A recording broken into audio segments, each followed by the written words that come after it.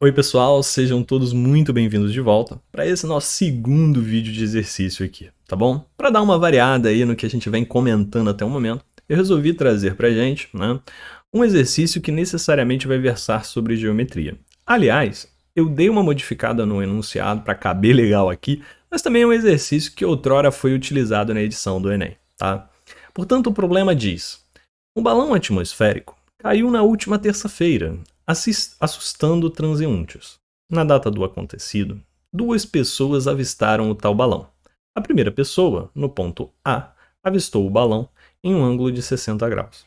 A segunda, num ponto B, avistou-o em um ângulo de 30. Portanto, pergunta-se qual a altura do balão. Bom, queridos, para a gente resolver esse problema, a gente tem uma sorte de metodologias para usar aqui. No entanto, eu gostaria de revisar alguns conteúdos que são muito importantes, né? Justamente para pontuar a vocês uma capciosa diferença. E é uma diferença que eu tenho notado com certo afinco, né? Ao longo do tempo que eu dediquei aí à matemática, sobretudo ao ensino de matemática. Pessoas, de uma maneira geral, preferem aprender a resolver um problema de matemática do que aprender matemática. E necessariamente essa segunda possibilidade, ela traz, né, um entendimento acerca do assunto de certo maior. E às vezes esse entendimento simplifica muitos problemas, né, que a gente vai enfrentar.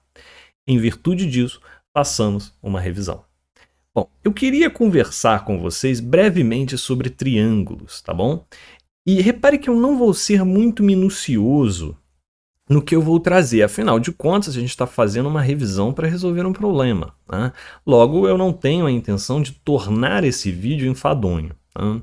Portanto, o primeiro assunto que eu preciso discorrer para a gente conversar sobre triângulos é o que a gente chama de ângulos suplementares. E vamos ficar entendidos que os ângulos suplementares são ângulos que, somados, formam um ângulo raso. Isto é, um ângulo de 180 graus. Portanto, para a gente, um ângulo raso mede 180 graus. Em consequência, né, quando você tem esse corte aqui, na verdade esse corte não, né, essa intersectação, digamos assim, de duas retas em um vértice A, né, ela vai formar dois ângulos. Repare que o somatório desses ângulos, né, vão formar essa meia-lua e, portanto, alfa e beta, né, somados, resultam num ângulo raso. Observe ainda que algo de muito importante acontece quando você tem essa junção, digamos assim, essas duas retas concorrentes, tá? Que diz o seguinte, né? Quando você tem essas duas retas concorrentes em um ponto, você tem necessariamente ângulos opostos pelo vértice. O que eu estou querendo dizer é que um ângulo, queridos, na verdade ele define uma região. E o curioso sobre retas, né, é que necessariamente, se você pegar essa região aqui do lado esquerdo, né, e esse V grande, né, digamos assim, se a gente rotacionar ele para o lado direito, vamos rapidamente constatar que a região definida do lado esquerdo ela coincide perfeitamente com a do lado direito. E coincidir perfeitamente, a gente tem uma palavra matemática muito importante para isso. É o que a gente entende como congruência. E, portanto, o ângulo que define a região esquerda como é congruente à direita, a gente diz que se aqui ela foi definida por um ângulo alfa, significa que na direita ela também tem que ser definida por um ângulo alfa. E, portanto, a consequência desse raciocínio é todos os ângulos que forem opostos pelo vértice, eles são congruentes, logo têm a mesma medida. Um outro assunto que é muito importante para a gente discorrer sobre triângulos, embora em um primeiro momento não pareça, mas isso vai ficar claro depois, é que paralelas e uma transversal. Portanto, imaginemos duas retas paralelas, a reta R e a reta S. Observe que se R e S são intersectadas por uma transversal, digamos, T, elas vão formar os mesmos ângulos. Portanto, se quando a T cortou a R, digamos assim, ela formou gama e psi, quando ela cortar a S, já que S é paralela e não coincidente a R, ela vai formar os mesmíssimos ângulos, ou seja, se aqui é gama, aqui é gama. Se aqui é psi, aqui é psi. E observem que algo de muito interessante ocorre aqui. Porque, vide, esses ângulos eles também se repetem, teoricamente, na parte de cima, digamos. Porque você tem um vértice, né? Então, se aqui mede QC, o oposto ao vértice também mede QC. E o mesmo pode ser dito para gama. Não obstante, inclusive, se somarmos gama mais QC, voltamos para os ângulos suplementares e, portanto, tem de dar um ângulo raso. Logo, os ângulos formam 180 graus também. Observe como tudo se conecta. Finalmente, falemos então de um triângulo. Especificamente, falemos dos ângulos internos a esse triângulo. E o que eu quero dizer para vocês aqui é a gente tentar, na realidade, fazer uma constatação. Quanto resulta a soma dos ângulos internos de um triângulo? E observe que esse é um dos tópicos mais pertinentes da geometria plana, porque na realidade ele aparece numa sorte de conteúdos matemáticos, indecifráveis, aliás. Estou aqui falando eu de um triângulo qualquer. Repare que eu não estou falando de um triângulo retângulo, de um triângulo isósceles, tampouco de um triângulo equilátero. Estou falando de qualquer triângulo. E justamente por conta disso, né, esse qualquer triângulo ele dispõe de 3 ângulos que, num primeiro momento, podem ser diferentes. Logo, o ângulo alfa, beta e gama. E o que eu vou fazer aqui, queridos, é, na realidade, traçar paralelas. Uma à base desse triângulo e a outra ao ângulo oposto, né, dessa base. Repare que aqui eu escolhi para ficar bonitinho embaixo e em cima, mas eu poderia ter feito daqui para cá, né, ou daqui para cá, tá? Agora, quando a gente traça essas paralelas, repare que os lados desse triângulo ele pode atuar, na verdade, como uma transversal. E, portanto, se aqui mede gama, significa que aqui também tem que medir gama. Vide, aqui mede QC, oposto pelo vértice mede QC, aqui mede QC, alternados internos. Tá? Lembra-se disso? Ensino fundamental, imagino que 7ª série, se não me falha a memória. Observe que o mesmo ocorre do outro lado, e se aqui mede beta, aqui necessariamente também mede beta. Puxa, ok, mas o que isso significa? Isso significa, queridos, que se você olhar aqui para cima, esses 3 distintos ângulos, na realidade eles formam uma meia-lua. Portanto, beta, alfa e gama, se você somar esses ângulos, eles necessariamente formam um ângulo raso. Em verdade, alfa mais beta mais gama resulta em 180 graus. E isso já é interessante o suficiente sozinho. Agora, quando você pensa que alfa, beta e gama, embora estejamos falando deles como virtude de ângulo raso, eles são os internos a qualquer triângulo. E tem uma consequência avassaladora essa constatação. E essa consequência é independente do triângulo. Qualquer triângulo possui somatório de seus ângulos internos como um ângulo raso. Por isso que sempre que você somar todos os ângulos de qualquer triângulo, ele sempre resultará em 180 graus. Observe, portanto, que existem ainda 2 tópicos pertinentes aí para a gente resolver esse problema. Tá? O primeiro deles é o triângulo isósceles.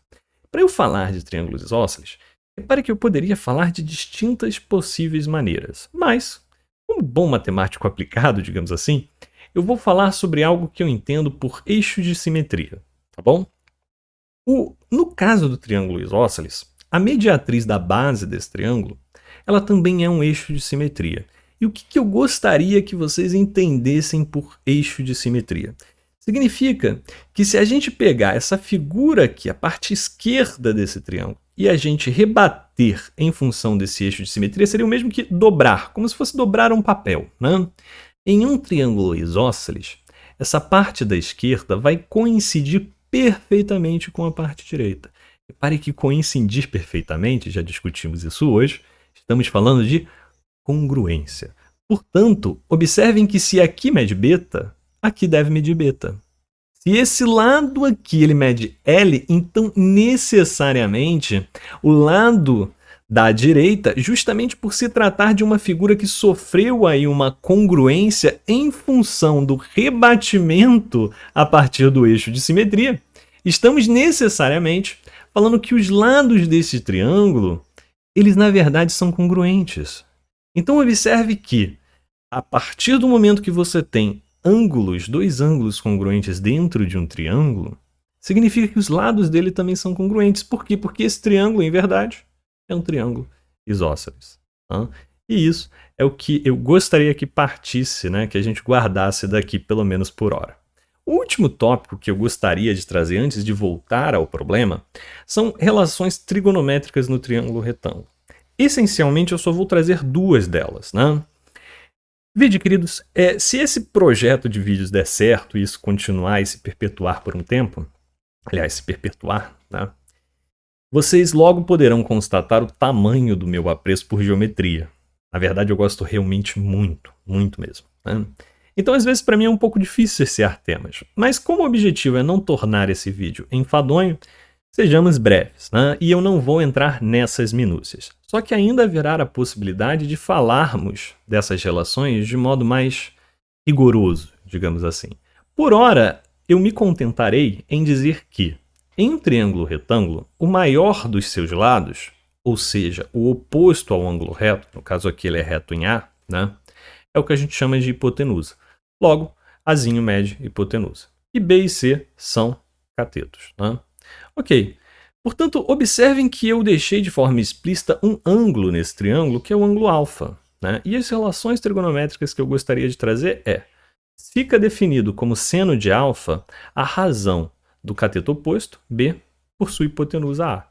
Fica definido cosseno de alfa como sendo C, que seria o cateto adjacente a esse ângulo alfa, dividido pela hipotenusa, ok? Portanto, observem que essas duas relações vão ser as únicas que eu vou trazer para vocês. Em tempo, eu gostaria de novamente frisar que esse assunto ainda vai ser visitado e, de repente, quiçá, dentro de um círculo trigonométrico onde a gente possa abertamente falar sobre a importância de seno, cosseno e, conseguintemente, tangente. Mas voltemos ao nosso problema para que sejamos breves, né? Bom, quando a gente está diante desse problema, que basicamente se resume a descubra H dado esses parâmetros aqui, né? A dica que eu dou é, toda vez que a gente estiver lidando com uma composição de triângulos, e aqui é uma composição de triângulos, descubra com quais triângulos você está trabalhando. Tá?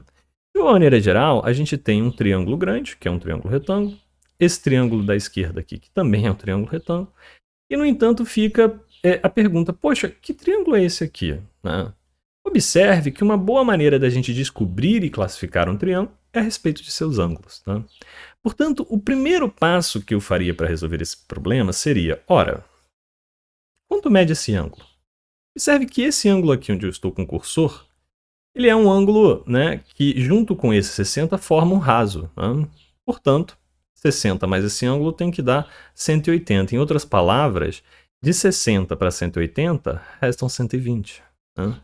E observe que a consequência do que discutimos é, dentro de um triângulo, né, o somatório de seus ângulos internos tem que dar 180. Portanto, 120 mais 30, 150. Para 180 está sobrando 30. E olha que curioso. Temos nesse triângulo dois ângulos congruentes, 30 e 30. Portanto, é um triângulo isósceles. E se é um triângulo isósceles, né, necessariamente, né, esse lado aqui ele tem que ser congruente a esse lado aqui, que por acaso também é a hipotenusa desse triângulo pequeno aqui. Portanto, se aqui mede 3,7, aqui também mede 3,7. Amigos, o problema se resume então a, dado um triângulo retângulo, aonde você tem um ângulo e a hipotenusa, calcule o cateto oposto. Então o que a gente está fazendo aqui é descubra H sabendo o ângulo oposto a ele e a sua hipotenusa, ou seja, estamos falando de seno. Então o seno de 60 é H dividido para 3,7. Né? Se você simplesmente reorganizar esses termos, você vai concluir que H é 3,7 vezes o seno de 60. Seno de 60, que deve ser interpretado como raiz de 3 sobre 2. De novo, a gente ainda vai ver com calma essas relações trigonométricas e tudo isso vai ser explicitado com certo rigor. Né? Mas, para a gente terminar de resolver o nosso problema, a gente teria que, basicamente, resolver o produto de 3,7 por raiz de 3 sobre 2. Entende-se, ademais, que raiz de 3 sobre 2 é aproximadamente 1,7, né? É algo que, inclusive, está sendo tratado no vídeo de conversas 8, né, quando a gente fala dos números racionais, se eu não me engano. Então, isso daqui é uma competência, né, que as provas por vezes avaliam, né, afinal de contas, resolver contas. Né? Isso pode ser aproximado para 3,1 km. Logo, o gabarito da questão, letra C. qual é o comentário, o último comentário que eu queria fazer aqui com vocês, galera? É o seguinte, reparem que esse problema ele podia ser muito mais difícil do que a gente fez aqui. Mas muito mais difícil. Você, para descobrir H, se você não entender que esse triângulo da direita é um triângulo isósceles, você precisaria, na verdade, fazer de pelo menos 2 equações, eu imagino, para descobrir H. E aí o problema toma uma proporção, né, de certo muito maior, né? E é essa a diferença que eu queria pontuar, sobretudo em geometria. Às vezes, tudo se resume à percepção, e percepção está intimamente relacionada a entendimento. É por isso que esses tópicos de revisão são muito importantes. Bom, queridos, se vocês gostaram desse conteúdo, marque o gostei no vídeo, compartilhe com os amigos, em muito me ajuda, e, por favor, se inscrevam no canal. Muito obrigado e eu espero tê-los de volta no exercício 3. Um abraço.